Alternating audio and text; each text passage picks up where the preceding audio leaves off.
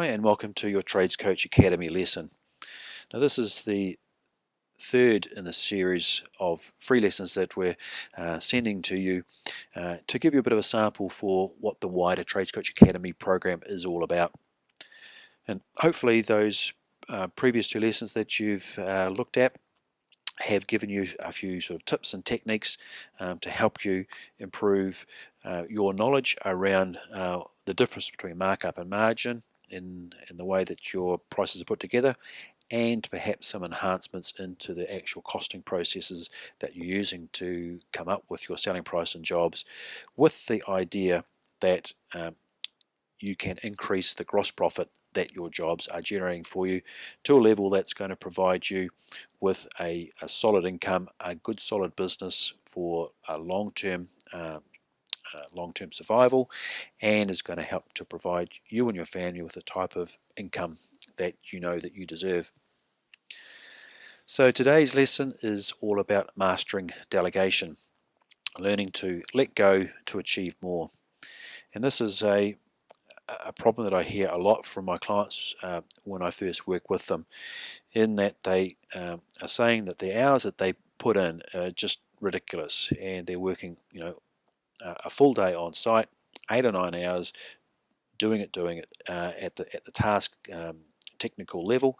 Then they go home, and time that they should be spending with their family is instead spent in the office, getting invoices out the door, doing quotes, putting together paperwork to meet council requirements, and 101 other tasks, and that's meaning they're working, burning the midnight oil, and seemingly going nowhere.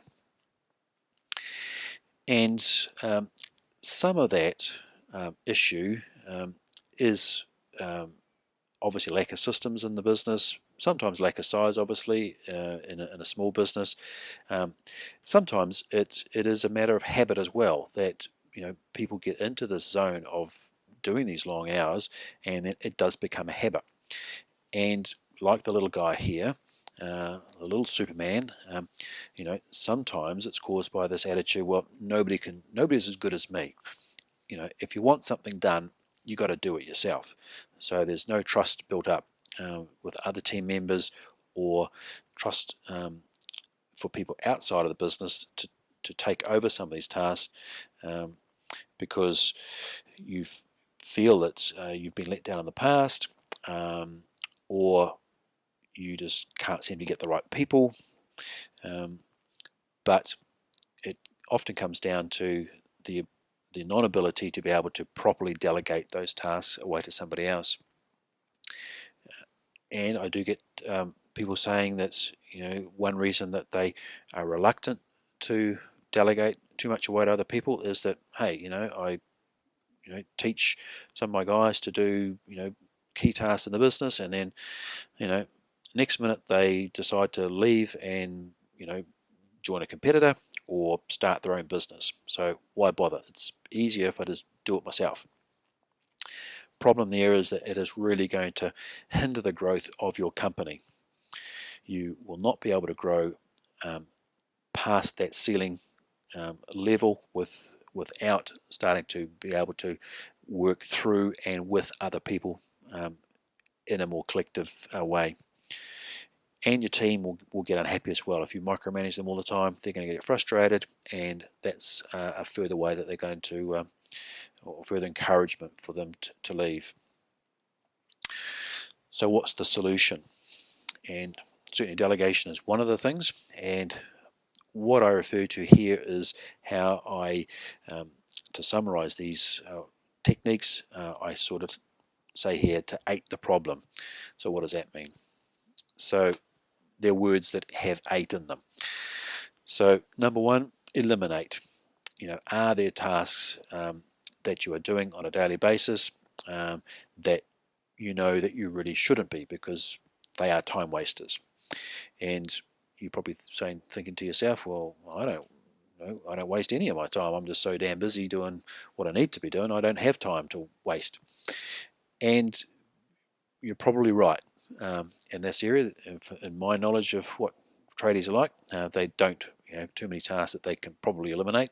But hey, we're just looking to make micro gains here. So if there are times where you find yourself, wasting a bit too much time on Facebook or watching rubbish TV or something, well, perhaps you should be thinking that that time could be spent a little bit more effectively.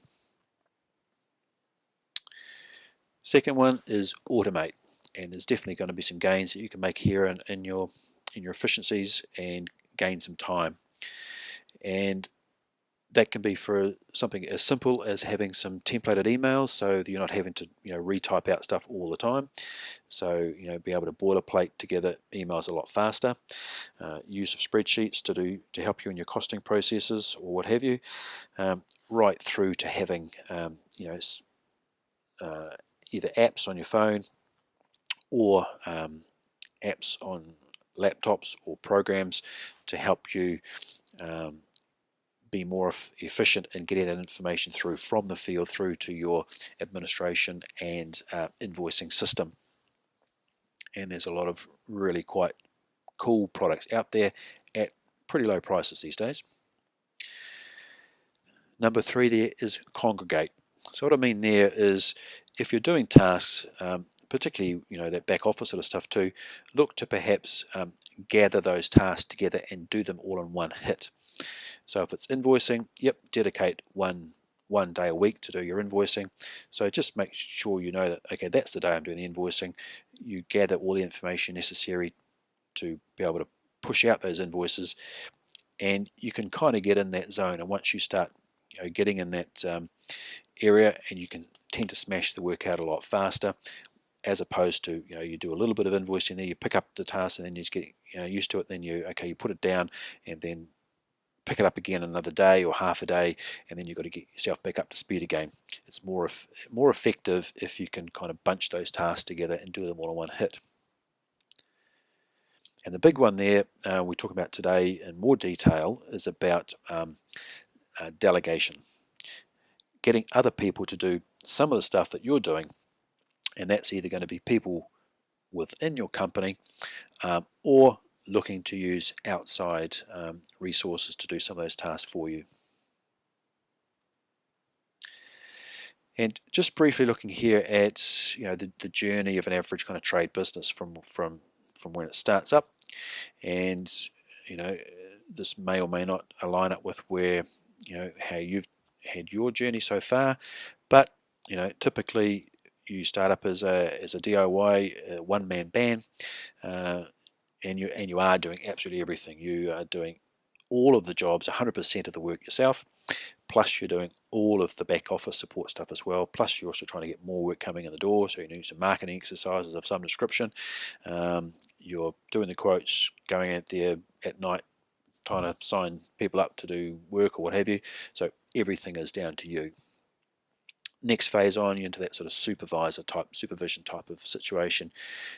You've probably only got one job at a time that you're doing, but perhaps you bring on an apprentice or somebody underneath you to help you get through the work faster. So you are still pretty much on site all the time and doing all the other stuff, plus you're also trying to supervise somebody else on the site with you. Then you move into the manager type of role, whereby you still may be on one site, but you've perhaps got one or two or maybe more other teams, so you're running jobs concurrently. So that's a big step, because then all of a sudden you're having to run jobs remotely. And then the last one is leadership, whereby you are acting more as coach for a bigger organization, and you've got managers underneath you running those jobs. And to really a core skill that you need to learn and to move from that supervisor to the manager type of role, then manager onto leader, is the ability to be able to delegate tasks correctly and properly to other people to achieve the kind of desired result. So that sounds great. How do you do it? And what I've got here is a 5-step sort of delegation process, which if you look at any any particular task, you can go through these steps. You might be able to rush through one step or the other, but I still suggest strongly to you that any particular task, you go through this 5-step process. Number one, be clear on the results you want. So be very clear as to what does the outcome look like. Not just telling people what to do, but telling them what does a successful outcome look like. And that may require you to give an example themselves, to actually show people what the end result looks like. You may be able to give them, if necessary, a photograph of something, that this is what the end result, a good result, looks like, and here's a photograph of what an unacceptable result looks like. So you're clear in your mind what it looks like, what you want. You have to make sure that who you're delegating the task to also knows what the end result is going to be, or is required to be.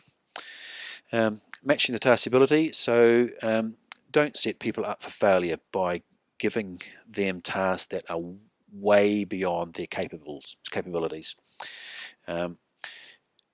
Sure, to help people grow, you need to maybe stretch them a little bit, but it's in nobody's best interest to give a really, really difficult, important task to somebody who really just has no idea or doesn't have that ability yet.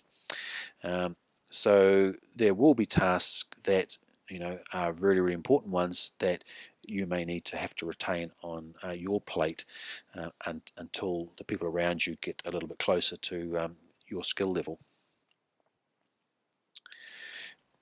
So you've explained what the outcome looks like. So now you need to be able to explain the steps and the processes that that person needs to follow in order to achieve that result. And again, you may need to demonstrate some of that sort of stuff, and or do some extra training for them, or possibly send them off for training, or provide some other tools for them to to help achieve the end result. So don't just abandon them. Let them know that you're going to schedule that you're going to loop back and check on progress. Particularly if it's it's a new skill that the person is having to learn, you're probably going to have to loop back quite quickly to make sure that they're on track and have retained what you've told them. And then as they get comfortable, obviously those reporting times can lengthen out. But certainly make sure that you do schedule those back in. And sounds obvious, I suppose, to inspect what you expect, but this is not an abdication process. You are not just giving them the task and then saying, right, go and do it, and then that's the end of it. You need to go back and check to make sure that process has been done according to again, the outcome that you've specified and the process that you've specified, and it has come up to the required quality standard, or you've delegated that particular quality control process to somebody else. So that covers off, I guess, the step-by-step ways that any particular task is delegated to somebody else. Supporting this or around this, you may need to develop a change in your own mindset to be able to be comfortable with the delegation process. And some people struggle with this a little bit. But at the end of the day, you've got to get over that Superman mindset of yourself that, hey, nobody can do it as well as I can. Well, you might be right. Somebody, maybe people can't do it as well as you can, but people can probably get pretty close to what you can get. And, is close enough good enough? And in most instances, it probably is. And it doesn't have to be done to 100% of your particular standard. Some tasks, yes, and maybe those are the ones you can't delegate. But there are other tasks that, if it gets to the 80% level of your kind of skill, maybe that's good enough, or at least in the first instance it's good enough, and then you can work on getting them from 80% up to 90%. But don't just give up on the delegation idea if they can't automatically or immediately achieve 100% of your high standards. And that means developing trust in people, and that's what you need to do. So hopefully by following the previous slides, 5-step process of actually properly delegating a task to somebody, that should help develop that trust, because you've provided a good framework for that trust to be developed, and you've given the people some tools and techniques to be able to use. But you have to be able to learn to let go, and that can be tough. Certainly delegation is good for the overall team. Generally speaking, people don't like being micromanaged and being, kind of delegated a task, told to do something, and then having you hover over them all the time, correcting them at every particular instance because it's not being done in the exact process the way that you would do it, is going to be detrimental to their motivation.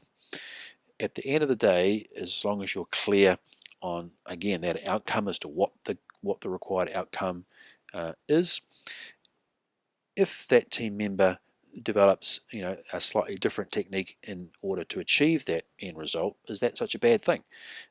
So in fact it's probably, I think, a good thing. If they've achieved the end result but they've kind of had a little bit of their own input into the way that it's done, then that's got to be good for them. And hey, who knows, the technique that they use to achieve the end result may actually even be more efficient than what you were doing, and so the whole company benefits. And being in this delegation mindset, you have to be actively looking at things that you want to get off your plate. Again, that's get over that Superman sort of thing. Certainly the obvious ones that we're looking at delegating are the things you don't like to do and probably aren't that good at doing anyway. So perhaps that's going to be in some of that administration area to start with, and what have you. So that's probably a good place to start. So, but constantly be on the lookout for things that you can get off your plate to free up your time to be spending on growing the business and building those alliances and sales opportunities in the business, because that's probably where your highest value can be added to the business. As always, important in these lessons to take action on this.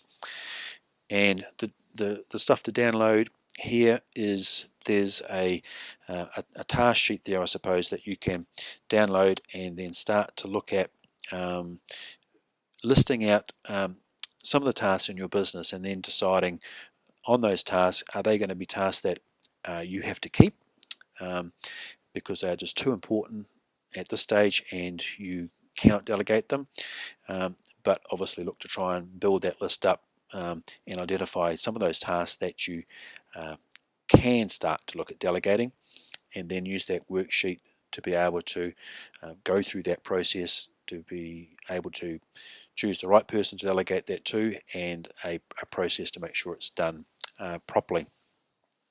Any questions? My email address is there, so please drop me a line with any queries you've got.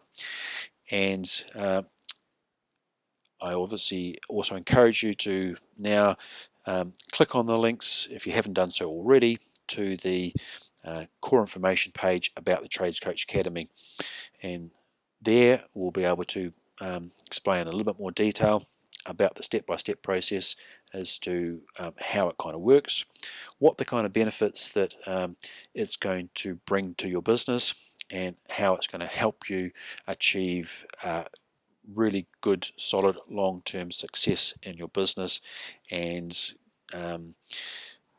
through techniques such as delegation, to be able to make sure that you aren't having to run the business for 18 hours a day, and you can build a good solid team of people around you who are motivated to work with you.